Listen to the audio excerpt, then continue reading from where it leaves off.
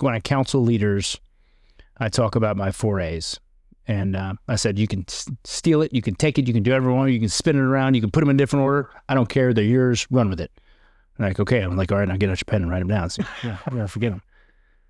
So like my first one is authentic, to get after your imposter syndrome. You can see right through people who are fake, right? People who are like just the uniform and the rank, and they're just trying to use their, just what's my next position? What's my eval look like? Yep. Right? I never cared about it. I care what my uniform looks like, right? The Ranger standards, things like that, standards, discipline. But the genuineness is what genuineness, like you can see it. You can think back in your career, even if you weren't in the military, you can think back in like a leader, a person who is like faking the funk. So as a leader, like, you got to be authentic. And what does that mean to be authentic? Like, hey, if you're not into what you're doing, you have any passion for it, move out, or find your why. Yeah, find your why. Because sometimes you got to. Sometimes you get caught in the daily grind of life and leadership and all these things, and you start to miss some stuff, and you got to kind of recalibrate yourself. And hopefully, you got a good Ranger buddy or a good somebody next to you. My wife will tell me in a heartbeat, like, hey, you're off your mark. So authentic is my first one that I talked to him about. Being accessible, right? Being accessible is incredibly important to me, for a whole bunch of reasons. But think back to a time where you walk into your boss's office and you got to talk to him, or something happens, because no one comes to the boss's office and says, hey, I got to tell you something great. Like 9 times out of 10, it's like, hey, I need to talk to you. But when you're talking to them and they're doing this, they're not even looking at you. Like, yeah, yes. So like, so when I say like accessible, everything is like eye contact. I'm stopping what I'm doing, or I'm going to tell you like, hey, if you give me 30 seconds, you'll have my utmost attention. Or like, but my door is open. I'm an open book. I make myself accessible to my chain of command, to my peers and my subordinates. Because I tell folks, it's not about what you know, it's about what you don't know. So authentic, accessible, and unapproachable. So you can't be the picture on the wall, and if you look mean, especially as a sergeant major, people aren't going to come talk to you. People don't want to break the threshold of our office. They're like, oh man, that's the RCO and RSM's office out there. If I walk down there, then I'm stuck.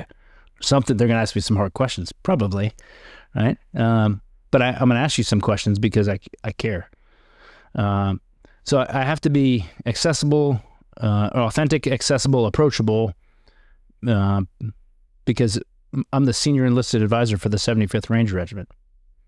So like, if people don't want to talk to me and I'm supposed to advise the commander on all matters, if I don't know any of those matters, then go find somebody else. He should probably find somebody else. And then my last 4 is accountable. And not so much like holding people accountable, but like holding myself accountable to like the Army values, the Ranger creed, accountable to our standards, the discipline. I should look like a Ranger, right? I should be fit. I should be the things that like I ask the young guys to do. That's why I'm in the gym every morning. Not as fast as those young guys anymore, but I'm still going to get after it, right, and grind it out. And I've recently added like an I to that. People tell you really it's like you should have like 3 things or 4 things, because people can't remember more than that, right? And it's easy to write down. But I thought it was important to do it, and so I added the I at the end for intentional. Hey, so if I'm going to go talk to I just recently went and talked to the team leader course at the 1st Ranger Battalion, Savannah, Georgia, 120 folks. I gotta think about that and be all the A's before, but I have to be intentional about what are the things I'm going to say to them, right, at their level. I don't need to talk up here, stratosphere stuff. Like, what are the regimental commander's priorities mean to like the team leader? Because if you'd asked me, and sorry, General McChrystal and Sergeant Major Hall, what the regimental commander's priorities were when I was a sergeant, no idea. No idea. I probably didn't know my company commander's priorities. What I didn't know is like I was going to wake up every day as a team leader.